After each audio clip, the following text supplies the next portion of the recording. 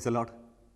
സ്നേഹമുള്ളവരെ, കർത്താവിൻ്റെ സംരക്ഷണത്തെക്കുറിച്ച് പറയുമ്പോൾ ബൈബിള് ഉപയോഗിക്കുന്ന ഒരു പ്രതീകമാണ് കവചവും പരിചയം.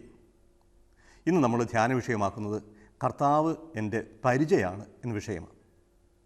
സങ്കീർത്തനം 28 വാക്യം വായിച്ചുകൊണ്ട് ഇന്നത്തെ ധ്യാനം ആരംഭിക്കാം. കർത്താവ് എൻ്റെ ശക്തിയും പരിചയവുമാണ്. കർത്താവിൽ എൻ്റെ ഹൃദയം ശരണം വയ്ക്കുന്നു. അതുകൊണ്ട് എനിക്ക് സഹായം ലഭിക്കുന്നു. എൻ്റെ ഹൃദയം ആനന്ദിക്കുന്നു.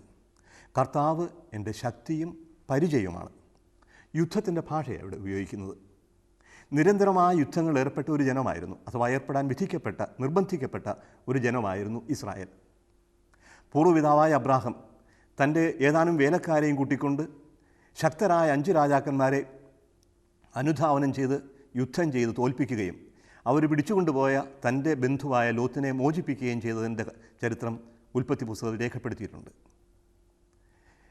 സ്വന്തം നാട്ടിലേക്ക് മടങ്ങി വരുന്ന യാക്കോബ് രാത്രിയിൽ യാബോക്ക് നദീതീരത്തെ കടവിൽ വെച്ച് ഒരപരിചിതരുമായി പോരാടേണ്ടി വന്നുവെന്നും രാത്രി മുഴുവൻ ദീർഘിച്ച ആ യുദ്ധത്തിൽ ദൈവത്തെ തന്നെയാണ് യാക്കോബ് പരാജയപ്പെടുത്തിയതെന്നും അങ്ങനെ ഇസ്രായേൽ എന്ന പേര് അദ്ദേഹത്തിന് കിട്ടിയെന്നും ബൈബിൾ രേഖപ്പെടുത്തുന്നുണ്ട്.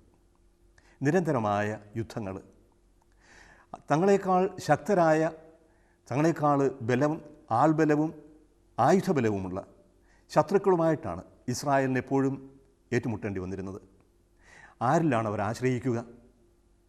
കർത്താവിൽ മാത്രമല്ലാതെ മറ്റാരിലും ആശ്രയിക്കാൻ സാധിക്കുമായിരുന്നില്ല.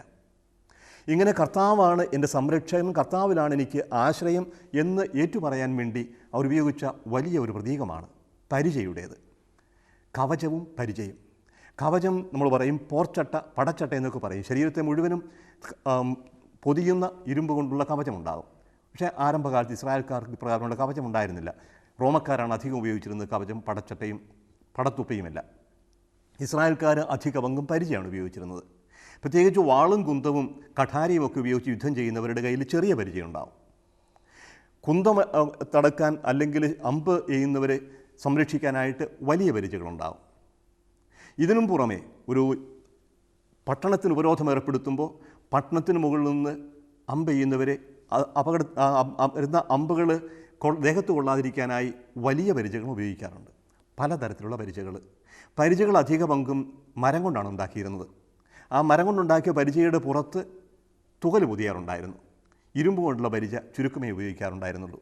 ആകട്ടെ പരിചയുടെ വലുപ്പം, ആകൃതി എന്തായാലും ഉപയോഗിക്കുന്ന മെറ്റീരിയൽ എന്താണെങ്കിലും പരിചയ്ക്കുള്ള ലക്ഷ്യം ഒന്നാണ്, അത് സംരക്ഷണം നൽകുക.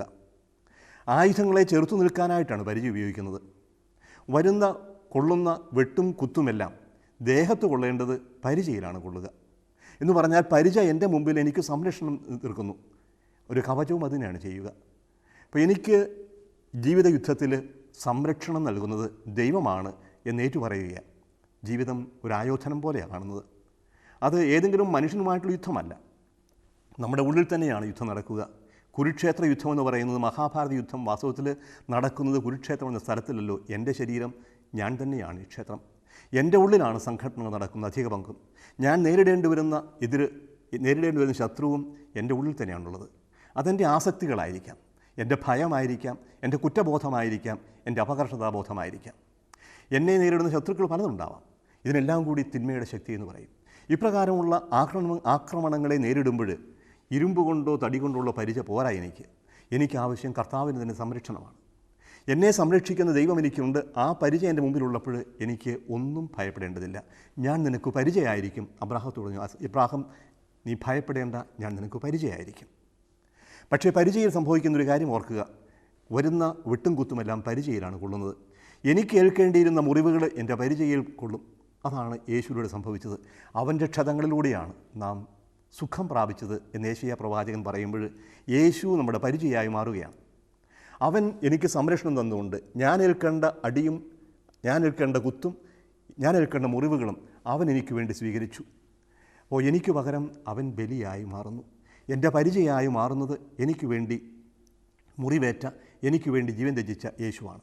ആ യേശുവിലൂടെ നമുക്ക് സംരക്ഷണം നൽകുന്നു. അപകടങ്ങളിൽ നിന്ന്, പാപത്തിൽ നിന്ന്, നിത്യമായ നാശത്തിൽ നിന്ന് ആ സംരക്ഷണം നമുക്ക് എപ്പോഴും ഉണ്ടായിരിക്കും. കർത്താവാകുന്ന പരിചയയുടെ പിന്നിൽ നമുക്ക് അഭയം തേടാം.